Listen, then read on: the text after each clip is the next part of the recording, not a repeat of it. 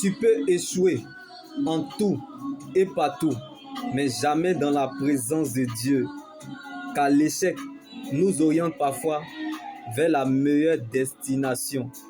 Donc, la réalité actuelle que tu traverses ne détermine pas forcément la finalité de ta vie.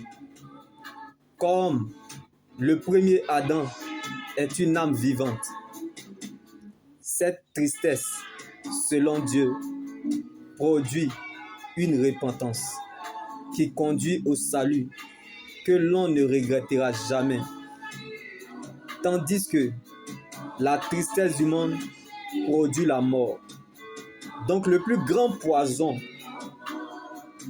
est le péché qui produit la mort spirituelle. Mais le dernier Adam est un esprit vivifiant.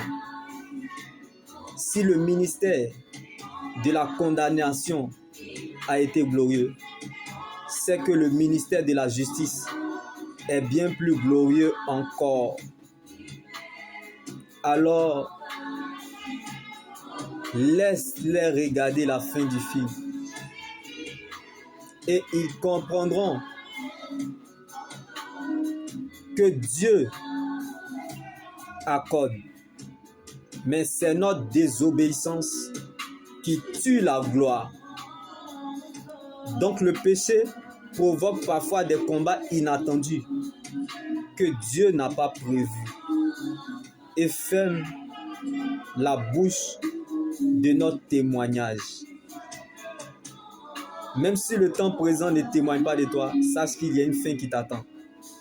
Car c'est par la repentance que la direction de Jonas a changé dans la digestion du poisson. Il en est de même, tout comme ta situation. Tu crois ne pas être digne d'être dans sa présence. Tu crois ou tu penses que tu n'es pas digne de rentrer dans la présence de Dieu. Mais laisse-moi te dire que son amour te couvre. Laisse-moi te le dire encore, que le Dieu que nous servons te couvre d'un amour inexplicable.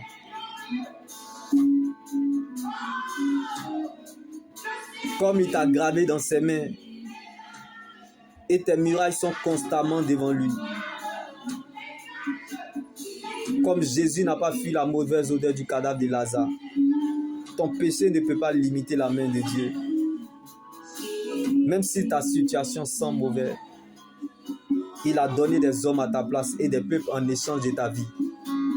N'a-t-il pas démontré son amour en faisant preuve d'obéissance, en s'humiliant jusqu'à la mort? Par son sacrifice manifesté en déversant son sang à la croix. En toute humilité, Seigneur, qu'est-ce qui peut bien te résister? Pardonne-nous car nous sommes limités. Quand Dieu prend le risque de patienter en te voyant changer, toi aussi prends ce même risque de patienter en voyant les autres changer. Quand Dieu prend le risque de t'aimer tel que tu es, toi aussi prends ce même risque d'aimer les autres tels qu'ils sont.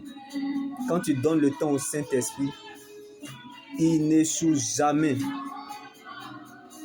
Un véritable chrétien peut marcher dans le péché, peut tomber dans le péché,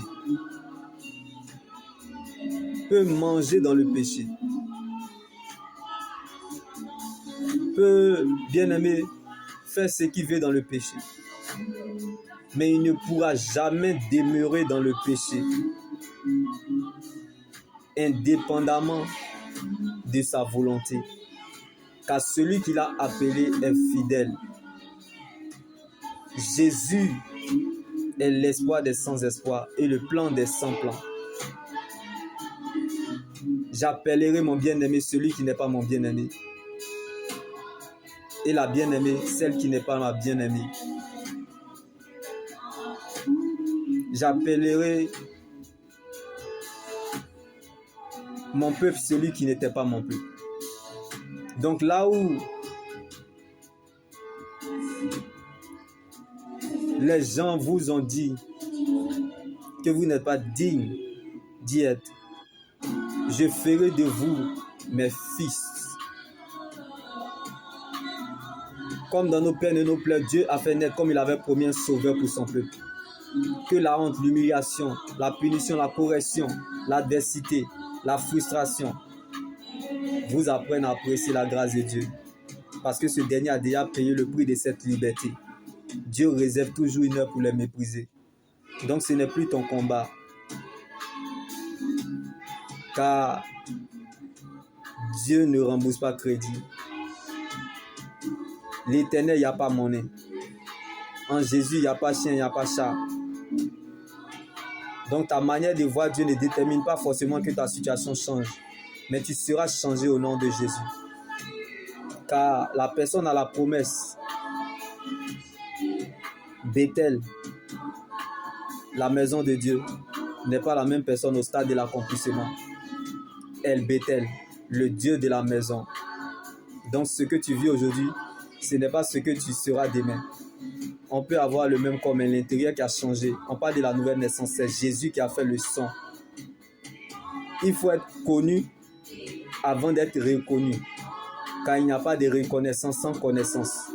La connaissance sauve, mais c'est la révélation qui transforme. Nous ne sommes pas de ceux qui se perdent en se retirant, mais de ceux qui gardent la foi pour sauver leur âme, en se laissant influencer par Dieu, en marchant par révélation. Car ce n'est pas la joie du moment qui compte pour Dieu, mais plutôt la finalité de son plan qu'il a déjà établi pour notre vie. Donc tu peux commencer de nulle part et finir quelque part. Ce qui est aujourd'hui peut changer demain. Alors ne te vante pas de ton lendemain, car tu ne sais pas ce qu'un jour peut enfanter. Il y a toujours un après cela dans la vie. Donc passons à l'autre bord, car il y a encore un reste. Que les gens veuillent par la bénédiction repose sur vous, car la bénédiction n'a pas d'adresse.